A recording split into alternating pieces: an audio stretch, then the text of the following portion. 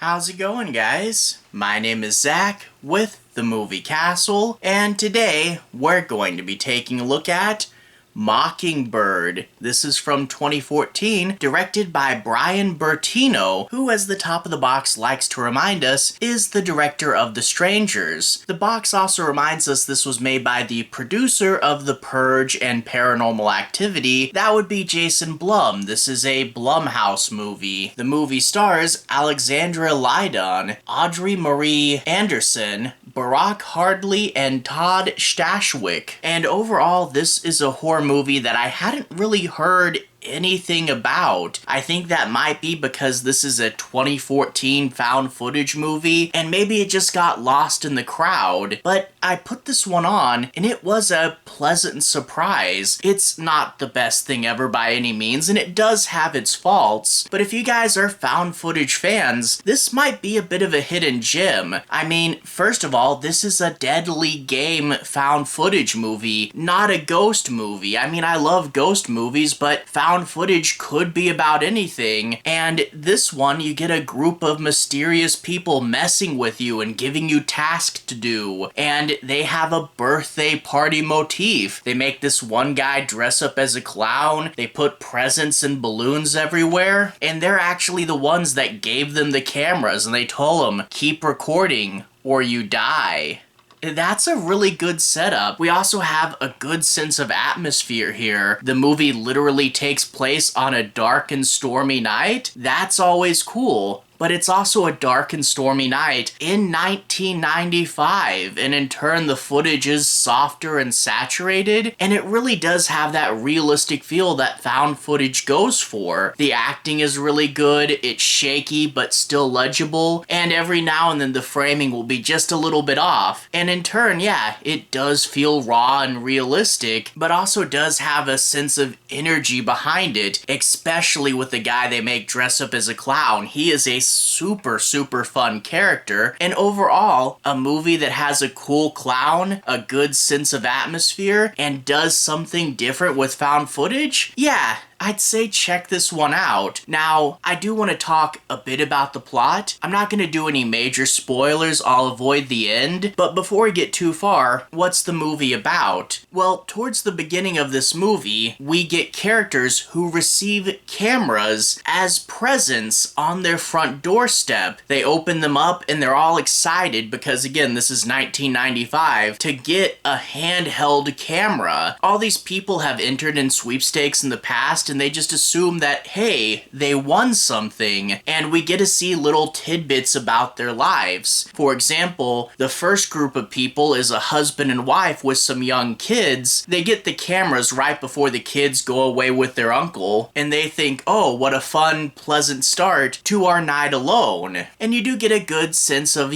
atmosphere with them as a family. Then we move on to the second camera, and the second camera goes to a college student. She's living in the guest house of someone she doesn't know very well, and she doesn't really have any friends, so she's all alone, and when she gets the camera, she has to call people on the phone to tell them about it, and in turn, her atmosphere with the camera is kind of going around her apartment and, doing a little bit of a tour, but you get a very different feel for her life than you did with the family. And I will say, yeah, we do start off a little slow, but it's to build the atmosphere and to build realism, so don't worry, we will eventually turn things up. And by turning things up, that's more contact with the present givers. They get another present, it has a VHS tape in it, and on that tape is a person from the last game that didn't make it, and instructions that they have to keep filming and keep following the letters or they'll die. They realize a few things pretty quick. One, the phone lines are down.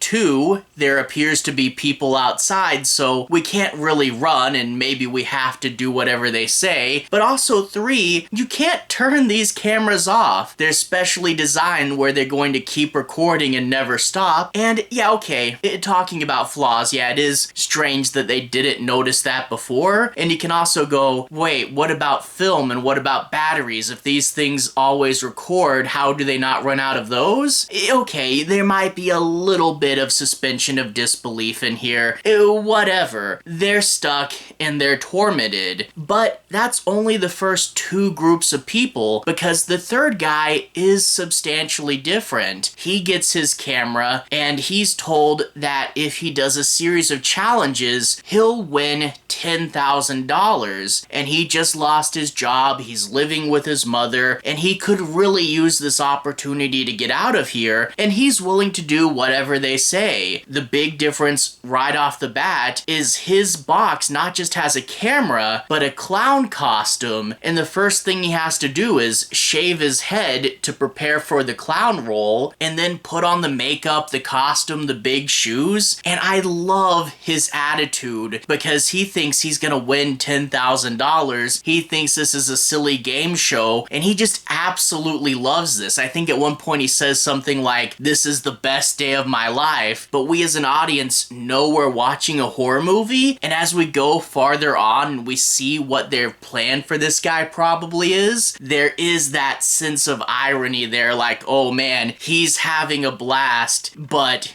we all know this is gonna go bad. But that being said, he is the funnest part of the movie, like, by far. He has to go and do these challenges, like, you know, go into the woman's restroom and sing a funny song, or go to the building he used to work at and ask his former co-workers to kick him in the crotch. And yeah, it starts off funny, but we of course know where this is going. But yeah, the clown is so fun. And that kind of leads into one thing about this movie that's kind of a flaw, is that the other two stories aren't near as good as the clown. And there's a few things with that. For example, the clown is given task to do. He's much more of a linear game, and there are certain notes and certain things that other people are told to do in the other two parts of the game, but it never really feels like as many big challenges. And I wish the game element was in the other two sections as well, but also the other two sections are a little bit too similar, because they don't get so much games as they are getting tormented, and both those other two sections are people being tormented in their houses and kind of just running around and getting scared. It's good enough and it's realistic enough, and I did like it, but that being said, the clown segment just outshined them so much, and I really wish that there was more for them to do, and I also wish that they were more different, because the fact that both of them are scared people in their houses, I wish, like, say, the college student had something more unique about her other than the fact that she's alone versus a couple. I really wish there was something that made the two other worlds feel different, because sometimes you cut back and you weren't sure for a second which of the two worlds you were in, and yeah, I think it just needed a little bit of a punch. I mean, you had one of your three stories being really good and entertaining. The other two are good, but man, it was so outshined. And one more thing, I'll talk a little bit loosely about this. I did like the ending. I like that the energy amped up, and I did like the feeling of dread that it did as it built up to this really big event. Now, again, talking very loosely, there is a bit of a reveal at the end that I know not everybody likes. I'd be curious what you thought of the reveal. Personally, I think it's a little implausible, but not terrible, and a bit of a different idea, but I think it needed a little bit more of an explanation, because you're kind of like, really, that's what we're going with. But again, talking about it loosely, and say in the comments what you thought, because I'm curious how you would react to it. All that being said though, this movie came out pretty cool. Like I said, one of those three segments is absolutely golden, but that atmosphere of a dark and stormy night and there's someone out there messing with you really works well into found footage, and I definitely say this one panned out pretty good. Again, not a masterpiece or anything, but it is definitely one that's more overlooked than it should be, and I can definitely recommend checking this one out if you can find it. But yeah, it for sure came out better than I thought it would. Anyway, to everyone who's watched so far, thank you for watching. To everyone who's liked and subscribed, thank you. You really are helping the channel out. I'll leave a relevant playlist on the bottom. This should be my found footage movies playlist. If you guys want to see me talk about more found footage movies, you can click right here and see more. Anyway, have a good day. See you guys again very soon. Playlist here. Have a good day now.